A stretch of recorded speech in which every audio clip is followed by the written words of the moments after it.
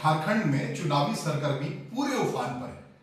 13 तारीख को झारखंड के 43 विधानसभा सीटों पर मतदान होना है और इसमें एक से बढ़कर एक दिग्गजों का भविष्य दांव पर लगा पड़ा है।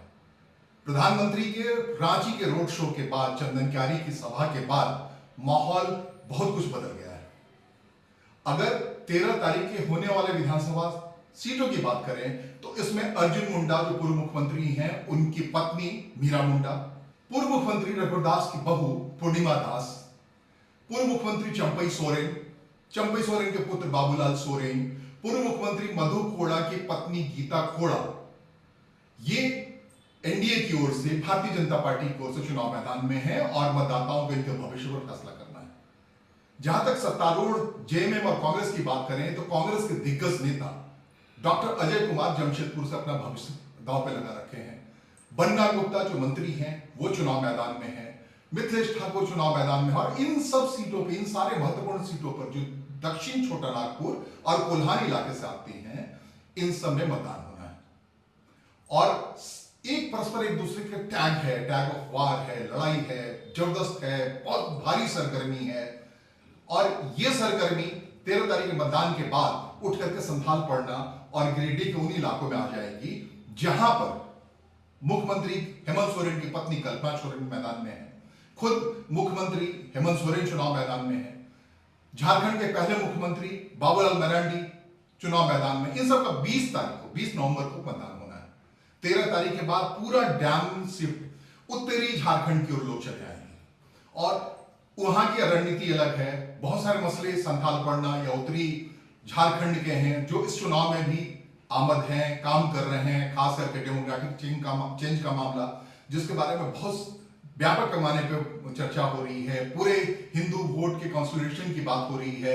इसके अलावा मैया योजना की बात हो रही है जिसमें महिलाओं को दिया जाना है स्टाइपेंड। ये सारे मुद्दे हैं। इन सारे मुद्दों के भी आरोप प्रत्यारोप का भारी दौर चल रहा है। कई सरकार में शामिल मंत्रियों के सहयोगियों के यहाँ, मुख्यमंत्री के साथी के यहाँ आईटी रेड पड़ रहे हैं, पैसे बहुत बड़ी संख्या में मिल रहा है। तो जिस ढंग से झारखंड जो खनिज प्रधान राज्य है और अपने 24वें साल में है, 2000 में झारखंड बना है, 15 तारीख को उसका 25वें साल में प्रवेश करने वाला है 15 नवंबर को। तो उसको देखते हुए बिरसा मुंडा के इलाके में मतदान होना है 13 तारीख को। तो इन सारे अभी जो कुछ भी हो रहा है वो सारी लड़ाई इन 43 सीट्स के लिए हो रही है और इसमें एक से बढ़कर एक दिग्गज हैं।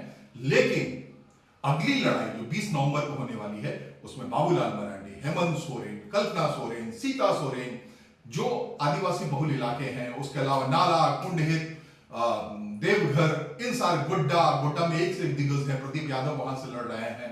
उसके अलावा बहुत सारी सीटें कह रहे हैं कि फर्स्ट निशिकांत दुबे का इलाका है जो मंत्री रहे हैं, वहां सांसद हैं और काफी वोकल है पार्लियामेंट में, उनकी परीक्षा होनी है।